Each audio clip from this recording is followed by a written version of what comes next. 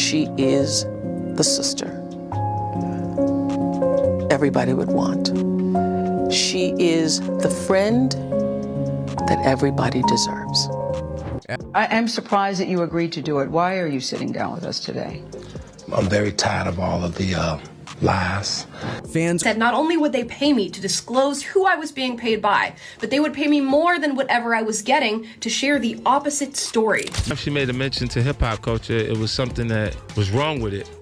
And it was something that was on my CD that was the largest debut in hip-hop. People used to say we were gay or that we were, but and listen, we were up against that for forever. And I used to say to Oprah, you got to do a show on this because it's hard enough for me to get a date on Saturday night with people thinking we're gay. One of the biggest compliments, it happened to me just the other day coming through the airport. Two women said, Gayle, this is my Oprah. And so they always say, I'm Oprah, I'm Gayle, vice versa. Yeah. I always Don't you get, hear this that is too? my Gayle. This is my Gayle. I always get, this is my Oprah. Yeah. Rumor has it Oprah Winfrey's empire might be on the verge of crumbling. And the person holding the knife could be none other than her best friend Gayle King. Word is, Gayle just revealed something explosive, something powerful enough to shake Oprah's untouchable status in Hollywood. But what exactly is Gayle spilling? And why would she turn on her closest friend after all these years? Let's dive in. From the very first time we started our friendship, stayed up that first night and talked all night long, she has always been happier for me and everything that's ever happened to me. The reason why I think our friendship has worked is because Gayle is happier, not happy, but happier for me. The best, she's the kind of friend everybody needs a friend like that. Because she is as happy for my success as I am. Actually, happier.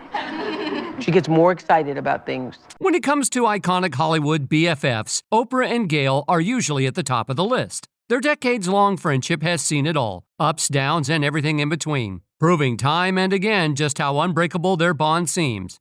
While many admire their connection, others can't help but wonder if there's more to their story. We're very happy to say joins us right now in studio. I'm so glad you are here. And I'm so sorry that Oprah can't. Yesterday she said, I'm going to rally. She had some kind of stomach flu where stuff was coming out of both ends. I won't get too graphic. But needless to say, she ended up in the hospital, dehydration, get an IV, so it was a very serious thing. King, first of all, is such a beautiful metaphor for life.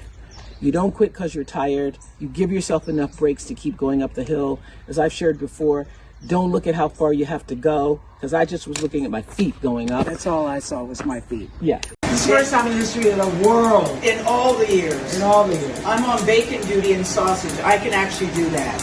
I know Gayle goes, I can do the bacon. I go, you can do the bacon. What is it? It's putting it in a skillet. I can do the bacon. Oh, Oprah, and I stirred the eggs.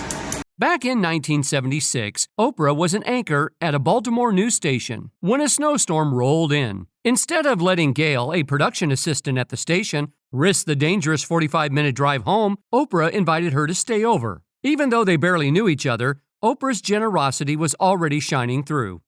That night, they stayed up talking, learning about each other on a deeper level. When Gayle mentioned she hadn't brought any clothes, Oprah casually told her, "You can wear mine."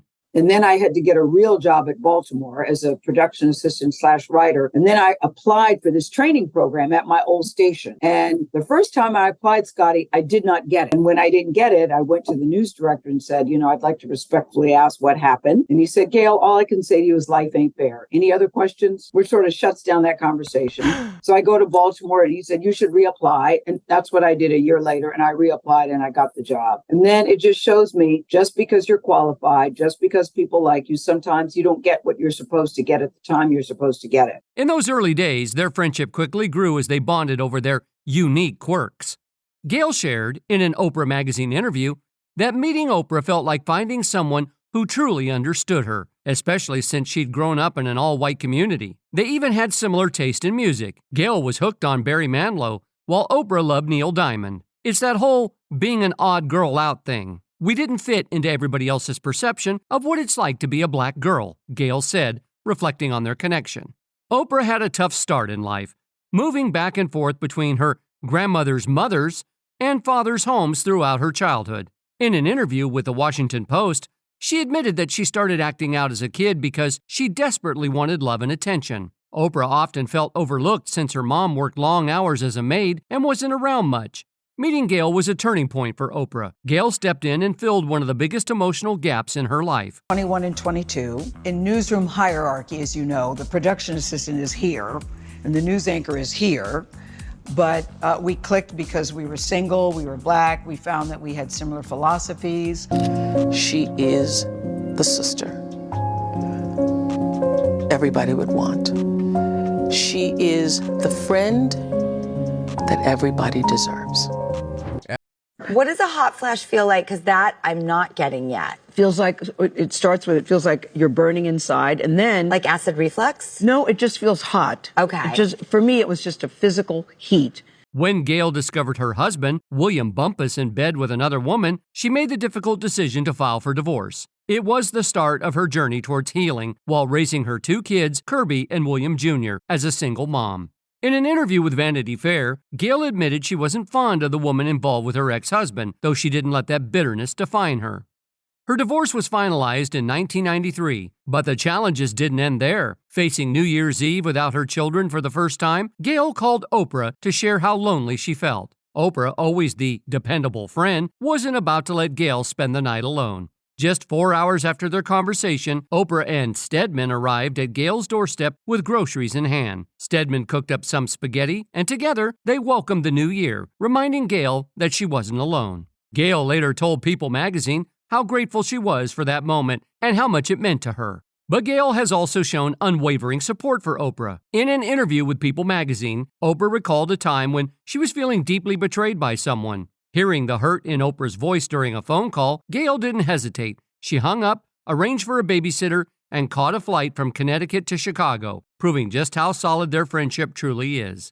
When Oprah answered the door and saw Gayle standing there, Gayle simply said, "I can't stay, but I just wanted to see your face." After making sure Oprah was all right, Gayle had a quick glass of water and then left to head back to the airport to be with her children. This deep bond between the two has led to a lot of speculation about the true nature of their relationship. Oprah has even showered Gayle with extravagant gifts, like a luxurious Manhattan home. Much of the gossip centers around their strong friendship, which has played a big role in Gayle's career. Some believe Oprah's influence reaches beyond just media mogul status. Rumors are spreading that she's a Hollywood gatekeeper with connections to big names like Jay-Z, Diddy, and Usher. People have also noticed Gayle's silence on controversies involving these celebrities and wonder if it's more than just a coincidence. She's the kind of friend everybody needs, a friend like that.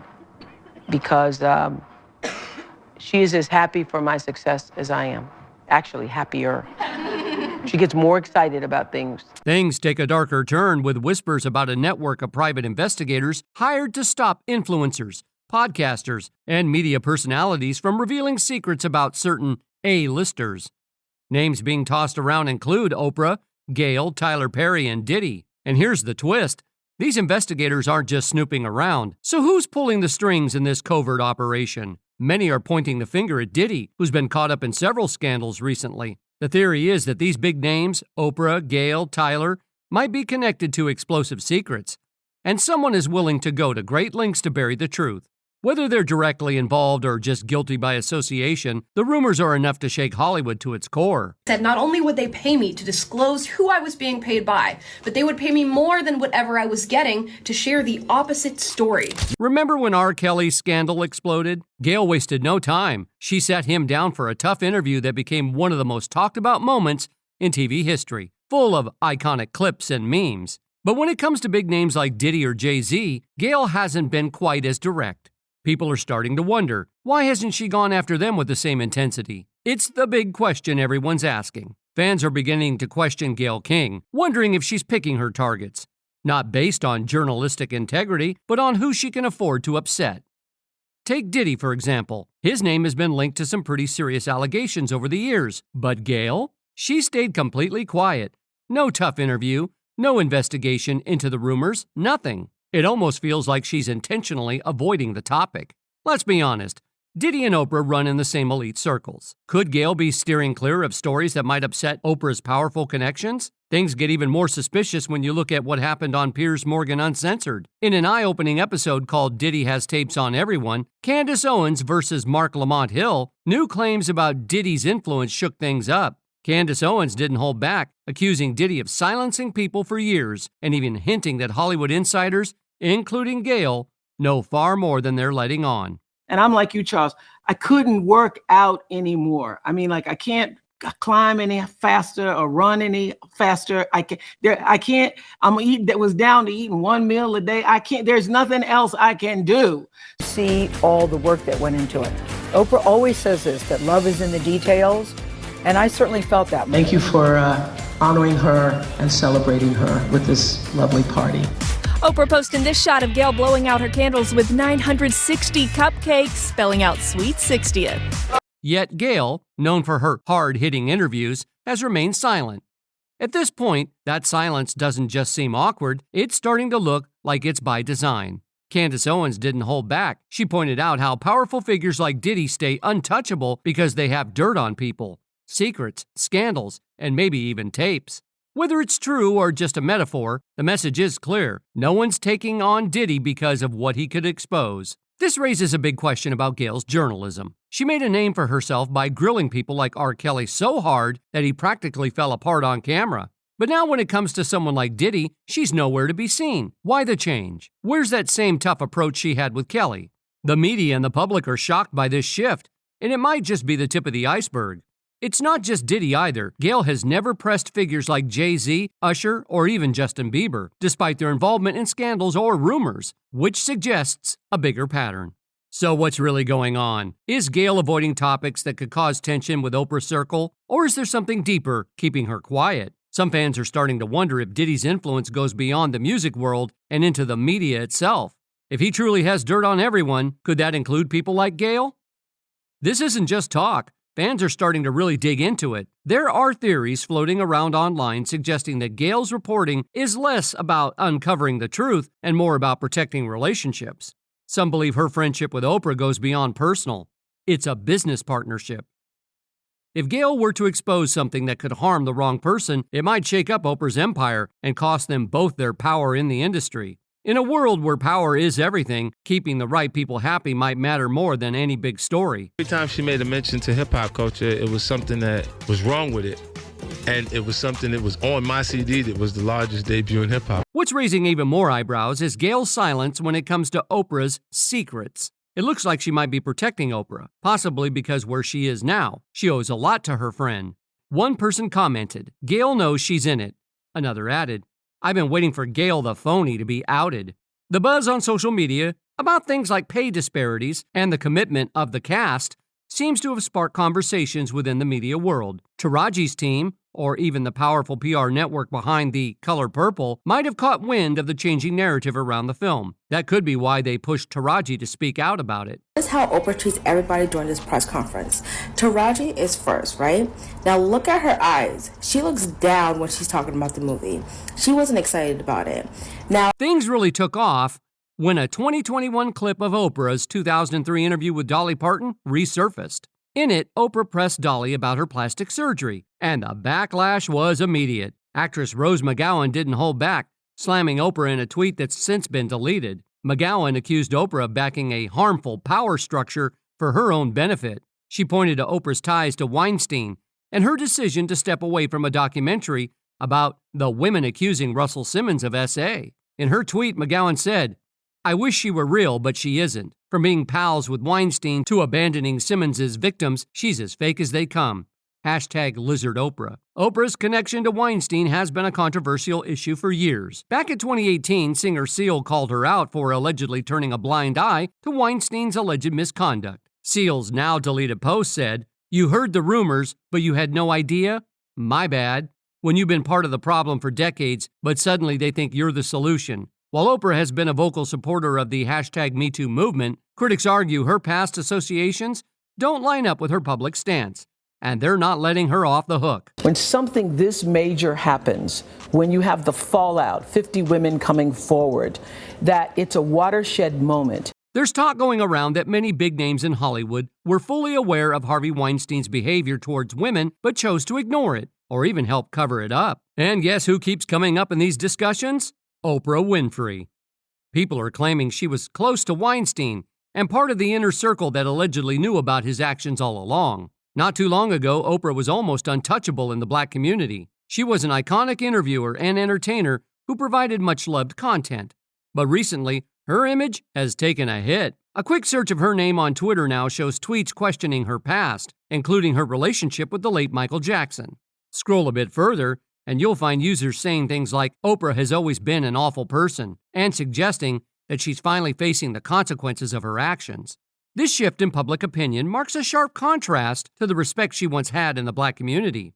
On top of that, Dave Chappelle brought up in his Netflix comedy special that figures like Oprah and Kevin Hart might be compromising their values for fame and fortune by aligning themselves with Hollywood's elite. So what do you think Dave is really trying to say? It seems like he might be suggesting that people like Oprah have been part of this ugly system for a long time, and now he feels foolish, right? That's just one guess. But Dave also mentioned that the public's view of Hollywood doesn't match up with reality. He pointed out that it's full of people who seem charming on the surface like Oprah. Dave supposedly said, once you see their genuine faces, you won't be able to stand them since they are too diabolical to bear. He also added, it's the same monster these Me Too folks were trying to tell you about. They hate the monster for how it F's, and I hate that monster for how it eats.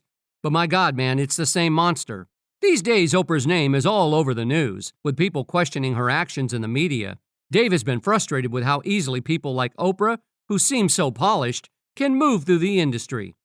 Some even speculate that Oprah might have been involved in setting up Dave's downfall, almost as if she knew what was coming. Looking back, Oprah has faced her fair share of controversies. These range from accusations that she's been part of smear campaigns against her critics to unsettling rumors about her alleged ties to human exploitation. One notable incident is when Oprah helped promote John of God, a notorious criminal who claimed to be a miraculous healer capable of curing cancer.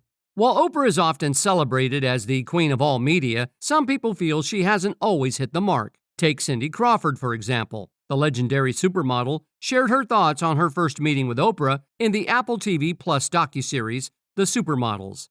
And it seems that there are some lingering feelings about how things went down. Crawford's first appearance on The Oprah Winfrey Show was in 1986, when she was just 20. Oprah's questions were directed more at her manager, John Casablancas, asking, so did you have to G her? Did she always have this body? Oprah then asked Crawford to stand up so everyone could see her. Looking back on it, Crawford admitted in The Supermodels, I felt like a child, expected to be seen and not heard. When you look at it through today's eyes, it's not okay. She went on to say, when Oprah said, stand up and show me your body, show us why you're worthy of being here, I found the interview distressing, Crawford added. I was so traumatized I really felt I was not seen as a person who had a voice of her own destiny. At the time, Crawford didn't realize how inappropriate the situation was, but later came to understand its impact. After Crawford spoke out, Oprah seemed to respond by pulling the interview from YouTube. Nearly 4 decades later, the incident has resurfaced, and opinions are divided online. Even Oprah's close friend Gayle King weighed in saying, I'm surprised and a little disappointed because I know Cindy's been on her show many, many times, and it's always been a pleasant experience. It's not Oprah's thing to humiliate or make anyone feel badly. With these fresh allegations, the focus is now on whether Oprah's empire can survive the cracks forming in her public image. Could Gayle's voice be the one that ultimately brings it all down? But what are your thoughts on all of this? Let us know your theories in the comments. That's all for today. We hope you enjoyed that video, and if you did, make sure to hit like, subscribe, and hit that notification bell for more videos like this.